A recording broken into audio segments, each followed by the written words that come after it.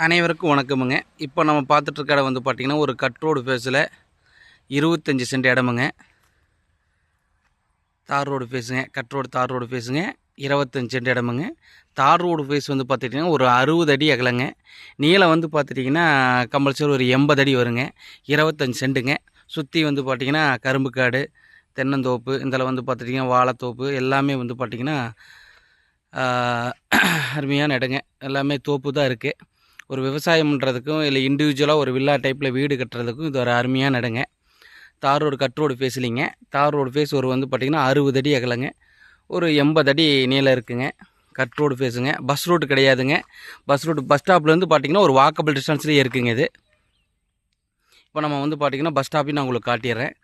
இந்த இடம் எக்ஸாக்டாக எங்கே இருக்குதுன்னு பார்த்துட்டிங்கன்னா கவுந்தப்படி 4 ரோட்டில் இருந்து சிறுவலூர் போகிற ரோட்டில் போகிற ரோட்லேருந்து தார் ரோடு ஃபேஸ்லேருந்து கட் ரோடு ஃபேஸில் இருக்குங்க. அதாவது கவுந்தப்படி 4 ரோட்டில் இருந்து சிறுவலூர் போகிற ரோட்டில் கட் ரோடு தார் ரோடு ஃபேஸில் இருக்குங்க. 25 சென்ட்டுங்க. இந்த இடத்தோட ஒரு சென்ட்டோட ரேட்டு பார்த்துட்டிங்கன்னா 3.5 லட்ச ரூபா சொல்கிறாங்க. நேரில் வாங்க, அனுசரித்து பேசிக்கலாம்.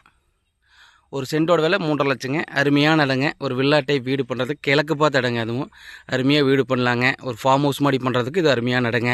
இன்வெஸ்ட்மெண்ட் பண்ணுறதுக்கு அருமையான இடங்க. ஏன்னா வந்து இதுலேருந்து வந்து பார்த்திங்கன்னா பைபாஸ் வந்து ரொம்ப நேராக இருக்குங்க. இந்த side Siruvalur road bus stop இருக்குங்க.